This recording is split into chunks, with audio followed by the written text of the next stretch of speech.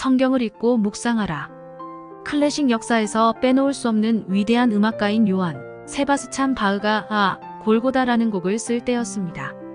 바흐의 아내 안나는 남편의 작업에 방해가 되지 않도록 작업실을 거치지 않고 조용히 다녔습니다.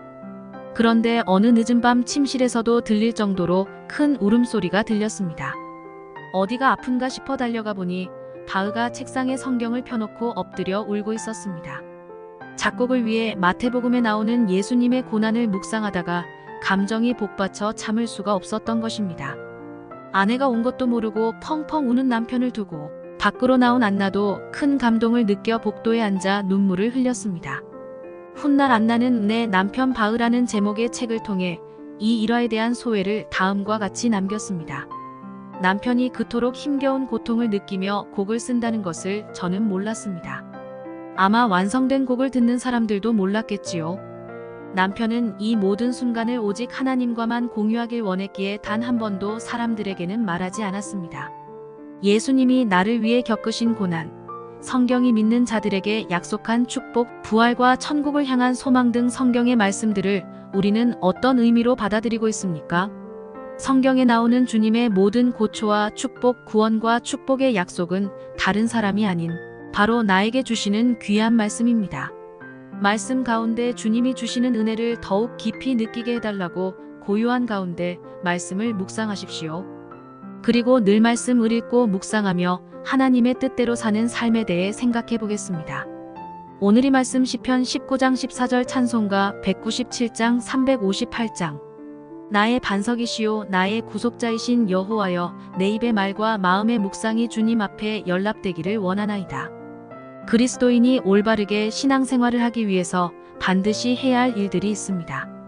그 중에서도 하나님의 말씀을 읽고 묵상하는 것은 정말 중요합니다. 하나님의 말씀인 성경을 통해서 우리는 하나님을 만나고 하나님의 뜻을 발견하며 그 뜻대로 살 수 있기 때문입니다. 우리는 하나님의 말씀을 사모해야 합니다. 다윗은 하나님의 말씀을 흑음 곧 많은 순금보다 더 사모할 것이라며 시십 9장 10절에서 말합니다. 이 세상 속에서 헛된 것을 사모하고 그것을 얻기 위해 사는 어리석은 삶을 멈추어야 합니다. 그 무엇보다 하나님의 말씀을 사모하십시오.